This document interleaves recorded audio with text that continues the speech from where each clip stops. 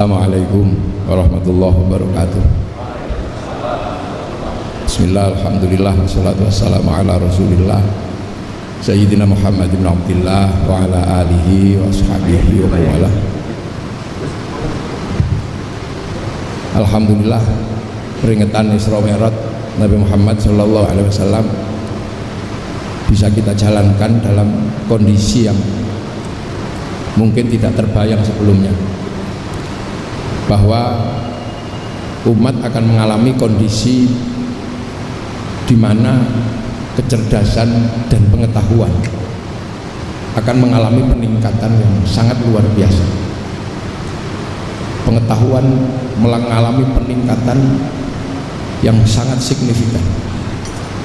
Kecerdasan manusia mengalami peningkatan yang luar biasa, sehingga melahirkan satu periode kehidupan yang disebut milenial. Dan milenial ini adalah mesin pembantai yang luar biasa terhadap hal-hal yang tadinya bersifat konvensional. Millennials killing everything. Milenial membunuh segalanya. Hal-hal yang bersifat konvensional habis dihajar sama milenial. Dulu orang menulis surat cinta oleh milenial, perangko dihabisi oleh video call. Pak Pos habis oleh WhatsApp. Perusahaan-perusahaan besar habis. Perusahaan taksi gulung tikar. Kabar-kabar terakhir, mal-mal besar juga sudah mulai akan gulung tikar karena dibunuh oleh milenial yang namanya belanja online. Dan sesuatu yang juga tidak kalah gamblingnya adalah nasib pendidikan. Di dunia milenial, seorang peserta didik bisa belajar tanpa harus mendatangi lembaga pendidikan. Ini adalah sebuah zaman yang percepatannya luar biasa. Nah, zaman ini sebenarnya adalah zaman yang berawal dari sebuah titik-titik yang sudah diberikan tanda oleh Allah. Titik-titik itu adalah satu titik yang akhirnya kemudian Rasulullah diperjalankan dari situ. Jadi titik-titik peradaban ini sudah ditandai oleh Allah. Maka perjalanan Isra Mi'raj Rasulullah sebenarnya adalah perjalanan melewati titik-titik peradaban yang sudah digambarkan oleh Allah. Apa? Yaitu titik minal masjidil haram ilal masjidil aqsa, yang dengan tegas disebutkan subhanalladzi asra bi 'abdihi lailan minal masjidil haram ilal masjidil aqsa alladzi barakna haulahu linuriyahu min ayatina innahu huwas samiul basir. Yang pertama disebut oleh Allah adalah Masjidil Haram. Masjidil Haram adalah sebuah sistem tanda yang sudah jauh sekali oleh Allah ditancapkan menjadi sebuah sistem tanda awal dengan disebut inna awwala baiti wudi'a lin-nasi lalladzi bi Bakkata mubarakah wa hudal lil alamin. Jadi rumah ibadah pertama, rumah pertama di muka bumi itu Masjidil Haram yang bertempat di Makkah. Kemudian tempat itu menjadi tempat yang barokah. Nah, barokah itu Allah yang akan mengukurnya. Karena itu tempat barokah, maka kemudian menjadi tempat yang Nabi Ibrahim menyandarkan seluruh keturunannya untuk berada di tempat itu, yang akhirnya disebut dalam Al-Quran ketika Nabi Ibrahim berdoa, Rabbana inni askantu min dzurriyyati biwadin ghairi dzi zar'in tapi 'inda baitikal muharram.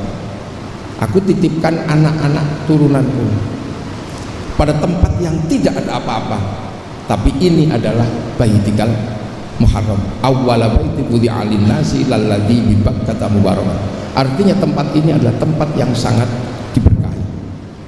Maka karena itu tempat yang sangat diberkahi, walaupun ghairi dzi zar'in, tidak ada tanaman apapun, Nabi Ibrahim berani berdoa, Rabbana liyuqimus sholata waj'al afidatan minan nasi tahwi ilaihim warzuqhum minas thamarati la'allahum yashkurun.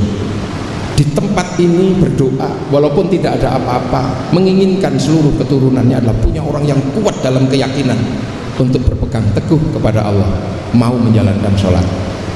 Yang kedua, waj'al afidatan minan nasi tahwi ilaihim. Hati manusia condong punya rasa cinta terhadap tempat itu, padahal tidak ada apa-apa. Bagaimana mungkin tempat yang tidak ada apa-apa mampu menghasilkan hati yang condong ke tempat itu? Ini doa-doa yang sangat sulit dicerna oleh akal. Yang ketiga, warzuqhum minas tsamarat, minta rezeki buah-buahan, padahal ghairi dzi zar'in. Seluruh tsamarat itu pasti keluar dari syajarat. Akan tetapi berani berdoa tanpa syajarat, tanpa zar'in, minta tsamarat. Warzuqhum minas tsamarat. Artinya bahwa keyakinan Nabi Ibrahim bahwa tempat ini diberkahi adalah sebuah keyakinan yang tidak hanya sebatas keyakinan, tapi uji material menempatkan keturunannya di tempat itu. Itu yang pertama. Dan akhirnya kemudian kita bisa melihat dari tempat itu lahirlah peradaban manusia, yang sampai akhirnya berangkat dari situ lahir peradaban Islam di seluruh dunia.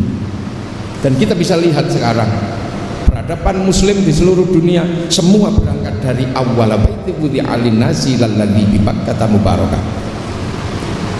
Negara-negara yang jauh, bahkan kita yang di tempat yang demikian jauh yang namanya Nusantara, kita akhirnya tahwi ilaihim, punya kecenderungan kepada Makkah. Makanya di sini bahkan nama masjid banyak yang nama-nama menggunakan nama-nama bahasa Arab. Anak-anak kecil di pondok-pondok diajari bahasa Arab. Ini artinya apa? Bahwa tempat yang dulu tidak ada apa-apa, ghairi dzi zar'in, mampu menjadi guidance manusia di seluruh dunia, wa hudan lil alamin. Nah, yang kedua, di dalam Isra Mi'raj Rasulullah dihantarkan kepada Masjidil Aqsa alladzi barakna haulahu, yang diberkahi di sekitar Masjidil Aqsa. Dan dari Masjidil Aqsa lahir peradaban-peradaban besar. Peradaban dunia sekarang sebagian besar digerakkan oleh lahir dari Masjidil Aqsa. Suka tidak suka, Eropa digerakkan oleh peradaban yang beragama Yahudi dan Nasrani. Yahudi dan Nasrani membangun peradaban besar yang hari ini ada di Timur Tengah, ada di Eropa. Pusat agama Nasrani berangkat dari Masjidil Aqsa, walaupun sekarang pusat terbesarnya ada di Vatikan dengan pemimpin besarnya yang namanya Paus. Dan dari tradisi Nasrani lahir ilmuwan-ilmuwan besar dunia yang sekarang mempengaruhi kehidupan manusia di muka bumi. Barokah Masjidil Aqsa bisa kita rasakan, walaupun berangkat dari agama yang di dalam Al-Quran disebut sebagai agama Nasrani dan agama Yahudi. Suka tidak suka, peradaban-peradaban di Eropa hari ini yang kita bisa nikmati tumbuh dari tradisi keberagamaan Yahudi. Sistem perbankan dunia yang sekarang bisa kita nikmati, yang tadi memberikan bantuan kepada pondok-pondok pesantren, adalah sebuah sistem keuangan dunia yang bangkit dari peradaban orang-orang Yahudi ketika dia membangun sebuah bank yang dikenal dengan Bank Devisa New York, yang akhirnya mengontrol seluruh sistem keuangan dunia yang namanya Wall Street yang ada di Amerika. Artinya barokna haulahu, ada keberkahan di sekitar Masjidil Aqsa. Hari ini peradaban besar dunia bangkit dari sana. Kaum muslimin bisa pergi haji karena menaik pesawat terbang. Itu juga tumbuh dari peradaban yang dari Masjidil Aqsa. Orang-orang Yahudi, orang-orang Nasrani yang pinter-pinter di Timur Tengah mampu membuat teknologi pesawat terbang.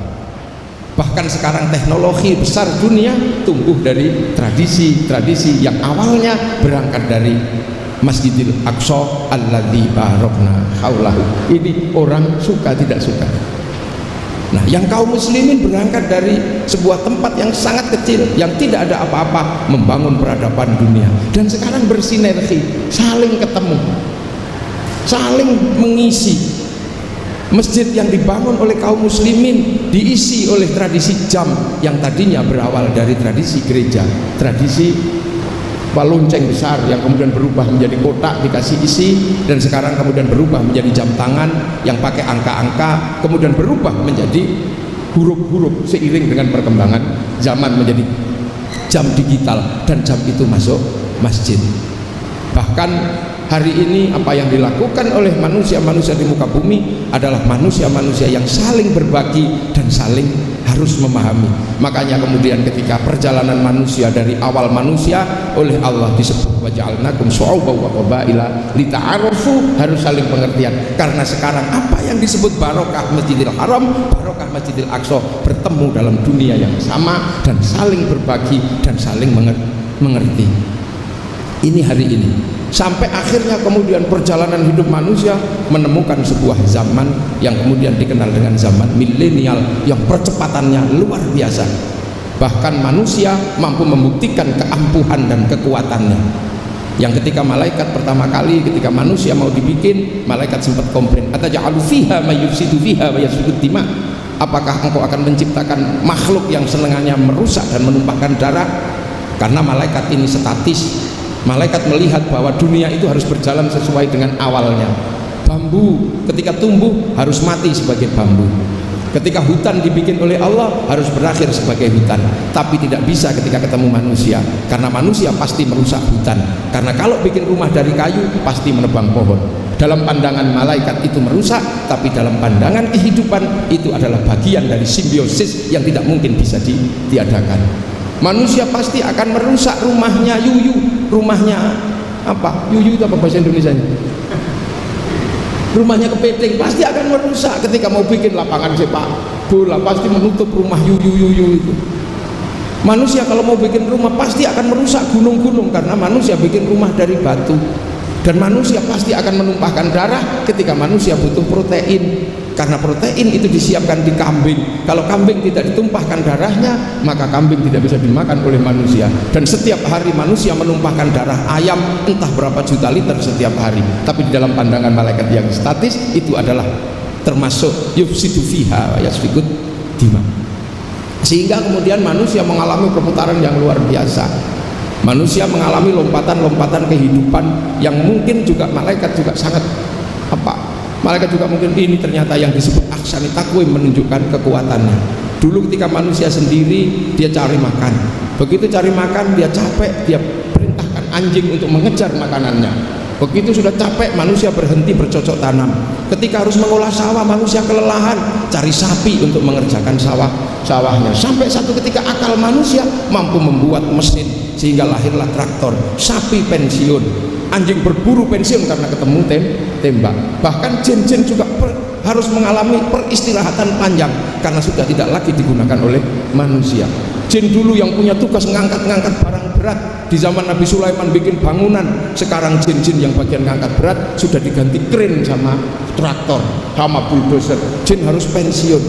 Dulu jin-jin yang bertempat pada pring petuk, yang kalau ada pembicaraan sesuatu harus mengalami negosiasi tertentu dengan jin-jin tertentu. Sekarang jin pring petuk pensiun karena sistem negosiasi manusia sudah lebih maju dan tidak lagi menggunakan pring petuk.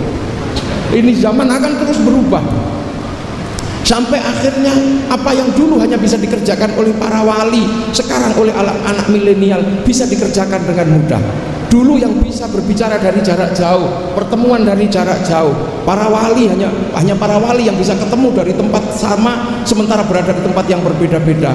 Wali Songo bisa rapat di Pamijahan padahal para wali berada di rumahnya masing-masing. Sekarang yang penting punya kuota bisa melakukan rapat dari jarak jauh. Dan ini zaman ini melakukan pergeseran yang luar biasa. Dulu yang bisa mencari barang hilang hanyalah para senayang yang mampu menggunakan piring, kemudian apa itu? Mirror on the wall gitu. Sekarang sudah kalah dengan CCTV. Manusia sampai pada satu titik di mana manusia bisa bertemu tanpa harus kemana-mana. Ini milenial, the real milenial yang semuanya berangkat dari dua tempat yang sangat jauh, dari Makkah dan dari Masjidil Aqsa. Ini peradaban baru. Bahkan sekarang manusia bisa sambil tidur-tiduran bisa berjalan kemana-mana, sehingga Telkom kehilangan wartel. Dulu radio luar biasa, Brahma Kumbara. Sekarang hilang radio Brahma Kumbara karena orang bisa sambil tidur mampu melihat segalanya dari kamarnya. Anak-anak muda sekarang seperti zaman mudanya Pak Ganjar, nggak perlu harus ke sungai untuk melihat orang mandi. Sekarang di dalam kamar mampu melihat yang mandi seperti apa, bisa dari dalam kamar. Yang penting punya kuota. Maka apa yang dulu disebut dunia dikontrol oleh dari satu titik, teknologinya pun bisa ditemukan. Maka ketika Rasulullah dulu ditanya tentang Masjidil Aqsa, Rasulullah tidak menjawab. Karena apa? Rasulullah tidak memperhatikan pintu, tidak memperhatikan jendela. Maka kemudian ketika Rasulullah ditanya sama orang Quraisy, ya Muhammad, Masjidil Aqsa pintunya berapa, jendelanya berapa? Maka malaikat kemudian menghadirkan gambar hidup kepada Rasulullah. Dan itu kalau sekarang yang dikenal dengan namanya siaran langsung. Semuanya sudah bisa diteknologikan, sehingga manusia tidak perlu kemana-mana. Dulu orang rindu pasti harus membayangkan surat, sekarang orang rindu tinggal buka video call. Ini peradaban manusia yang dan ini ketemu. Yang menyiapkan video call adalah WhatsApp, yang menyiapkan ketemu dengan orang-orang lain adalah Facebook, dan Facebook serta WhatsApp miliknya Kun sama miliknya Mark Zuckerberg yang beragama, yang bersumber dari Masjidil Aqsa alladzi barakna haulahu. Bahkan ketika Raja Saud kedatangan tamu, di mana seluruh kaum muslimin mendatangi Makkah, Raja Saud sadar betul tidak bisa menyambut tamu Allah dengan sempurna kalau hanya dengan tenda-tenda, untuk bikin penginapan persis di depan Masjidil Haram. Ketika orang-orang pergi haji minum air Zam-Zam kurang dingin, kurang enak, pemerintah Saud memanggil Pepsi, memanggil Coca-Cola, memanggil Sprite. Ketika daging unta sudah tidak mencukupi untuk dimakan seluruh tamu Allah, maka kemudian pemerintah Saudi yang jelas-jelas pemerintahan muslim berangkat dari awal baiti wudi alin nasi, memanggil McD, memanggil Kentucky, bahkan akhirnya kemudian alat transportasi memanggil Samyong dari Cina. Ini peradaban sudah mulai ketemu. Tidak harus kemana-mana, orang bisa ketemu. Tidak harus ke Afrika, orang bisa melihat Afrika, cukup di dalam kamar. Makanya sesungguhnya ketika ada corona, di mana sebuah penyakit yang menghantui seluruh dunia ini terjadi, sesungguhnya corona tidak lain dan tidak bukan adalah finishing touch peradaban milenial. Orang tidak boleh ketemu karena corona, itu sudah bisa difasilitasi oleh Facebook. Orang tidak harus kemana-mana, ketika jalan bertanya sama orang sudah bisa diwakili oleh Google Map. Orang tidak harus kemana-mana beli makanan, bisa diwakili oleh Gojek, diwakili oleh GoFood. Orang tidak harus kemana-mana merindukan pacarnya, tidak perlu apel, cukup dengan membuka video call. Artinya kehidupan manusia dengan social distancing sudah diwakili oleh peradaban modern yang namanya milenial. Dan percepatan manusia luar biasa. Dulu untuk sampai ke Afrika butuh waktu mungkin 11 bulan. Orang pergi haji sampai ke Mekah butuh waktu 7 bulan. Orang pergi dari Makkah ke Madinah butuh waktu 3-4 hari. Sehingga ketika terjadi wabah di sebuah tempat, virusnya mati ketika bergerak ke tempat lain karena jauh. Virus yang hidup selama 24 jam sekalipun akan mati ketika dibawa oleh orang dari Surabaya ke Jogja, karena jalan kaki dari Surabaya ke Semarang. Tapi sekarang virus tidak akan pernah mati karena manusia lebih cepat daripada kehidupan virus. Virus corona di tempat lembab bisa hidup selama 36 jam, akan tetapi manusia bisa menempuh dari Jakarta ke Makkah dalam waktu 9 jam. Maka ketika ada virus yang menempel sampai di Makkah, dia belum mati, berada di ruang panas 4 jam. Surabaya Jogja pesawat cuma 1 jam, Surabaya Semarang 1 jam, Semarang Jakarta cuma 1 jam seperempat. Artinya virus itu belum mati. Maka dengan nalar manusia yang bergerak demikian cepat, maka ketika virus menjadi internasional, maka itu juga bukan sesuatu yang aneh. Jadi yang sekarang transnasional bukan cuma peradaban. Orang sepak bola di sini bisa langsung dilihat di Afrika. Maka jangan heran ketika transnasional pengetahuan, transnasional peradaban, transnasional informasi, maka jangan heran kalau kemudian ada virus yang berskala transnasional. Ini yang kadang kita nggak bisa terima. Itu tadi yang disurvei oleh Pak Ganjar adalah orang-orang yang ketutup transnasional tapi pikirannya regional. Jadi seolah-olah virus ini adalah sesuatu yang bersifat regional. Makanya tidak heran kalau kemudian ketika ada vaksinasi, dia juga tetap berpikir ini regional. Kita ini sebentar lagi dunia akan sambat sama WHO. Ketika hari ini WHO sudah tidak lagi bisa mengkontrol vaksin. Kenapa? Hanya negara-negara kaya yang diutamakan oleh pabrik-pabrik vaksin, sementara negara-negara miskin nggak kebagian. Maka sesungguhnya berbahagialah Indonesia kebagian vaksin, karena negara produsen sendiri juga butuh vaksin. Dan ini fenomena dunia. Vaksin itu bukan fenomena Indonesia, vaksin itu fenomena dunia. Maka saya kemarin usul sama Pak Ganjar, siapapun hari ini yang menolak vaksin silahkan, tapi pemerintah Jawa Tengah dan bekerja sama dengan Bank Jateng akan membuat sayembara. Siapapun yang paling kuat punya argumen untuk menolak vaksin akan diambil 10 orang, tapi dia juga harus menolak vaksin secara tegas bahwa dia tidak mau divaksin. Akan ada sayembara yang saya minta memberikan hadiah besar buat mereka yang menolak vaksin. Apa hadiahnya? Umroh. Silahkan tolak vaksin sehebat apapun dengan argumentasi apapun, tapi kasih hadiah umroh. Saya yakin kalau dikasih hadiah umroh, pasti dia akan berhadapan dengan sistem pemerintahan Saudi bahwa hanya bisa menerima peserta umroh yang sudah divaksin, baik meningitis maupun vaksin COVID, pasti itu. Dan mereka akan baru tahu sampai di Makkah ternyata COVID dan meningitis itu ternyata bersaudara. Itu baru tahu. Loh, ini fenomena dunia, ini bukan fenomena Indonesia. Makanya sistem peradaban dunianya diterima, tapi begitu ada penyakit yang berskala transnasional, ini nggak bisa diterima. Sama dengan peradabannya diterima, sama dengan peradaban ini kita terima semua. Facebook kita terima, WhatsApp kita terima, peralatan rumah tangga dari Cina kita terima, dari negara-negara manapun kita terima sebagai bagian dari kehidupan masyarakat kekinian. Tapi begitu dengar nama Cina alergi, dengar nama Yahudi alergi, dengar nama Nasrani alergi. Padahal setiap hari kita sudah ketemu dalam satu peradaban yang sama, satu peradaban yang utuh. Ini adalah nalar paradok masyarakat modern pasca materialisme. Dan ini harus menjadi catatan-catatan besar. Maka saya minta kepada Pak Ganjar dan yang memegang uang dari Bank Jateng, dan ini mungkin ketua panitianya langsung ketua MUI sama Kanwil Pak ya, untuk bikin sayembara lomba karya tulis ilmiah tentang tidak butuhnya vaksin dan tentang kejahatan vaksin. Bila perlu dalil-dalil agama silakan keluar semua, dan pemenangnya juga tidak boleh divaksin. Karena apa? Karena dia harus mempertanggungjawabkan keyakinannya, tapi hadiahnya adalah haji dan umroh.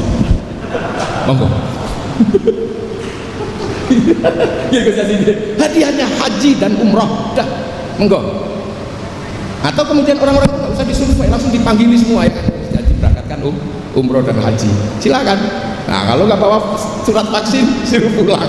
Nah, ini fenomena dunia, ini standar dunia. Agama sudah menjadi keyakinan dunia yang berawal dari tempat yang ghairi dzar'in, agamanya menjadi agama dunia. Yang berangkat dari Masjidil Aqsa alladzi barakna haulahu, ini sudah menjadi peradaban dunia, dan peradaban ini akan saling mengisi sampai nanti apa finishing touch berikutnya hanya Allah yang tahu. Tapi umat akan berlomba-lomba dalam kebaikan, umat akan berlomba-lomba dalam kebenaran, dan itu adalah fenomena yang tidak akan bisa dihindari. Maka Isra Mi'raj ini sebenarnya mengajarkan bahwa alladzi barakna haulahu yang ada di Masjidil Aqsa dan Masjidil Haram yang disebut dalam ayat itu, dua-duanya sekarang menjadi peradaban dunia. Tinggal satu yang pasti saya kadang bertanya, yaitu peradaban Hindu yang ada di India. Apakah ini bersumber dari Masjidil Aqsa atau bersumber dari Masjidil Haram? Tapi baik yang di Masjidil Haram maupun yang di Masjidil Aqsa ada kata yang sangat mirip. Yang di Masjidil Haram ada Ibrahim, yang di Masjidil Aqsa ada Abraham. Tapi yang ada di India ada yang bernama Brahma. Apakah Brahma, Ibrahim sama Abraham ini adalah sosok yang sama? Wallahu a'lam, nggak ada yang tahu. Tapi ada kesamaan di depan nama istrinya masing-masing. Kalau disebut Ibrahim istrinya Sarah, kalau disebut Abraham istrinya Sarah, kalau disebut Brahma istrinya Saraswati. Ini butuh orang-orang ilmiah nanti Kanwil Depak ini yang memfasilitasi penelitian. Karena pada satu titik dunia akan ketemu, dan ketika dunia ketemu dan sudah saling mengisi, maka kemudian dunia akan menjadi sesuatu yang ensiklopedik. Dunia akan saling mengisi, yang di dalam Al-Quran disebutkan inna fi khalqis samawati wal ardi wa ikhtilafil laili wan nahari laayatil liulil albab. Jadi setiap peralihan, perubahan dalam pergantian siang dan malam, dalam perubahan langit dan bumi akan menjadi sebuah sistem tanda bagi ulul albab.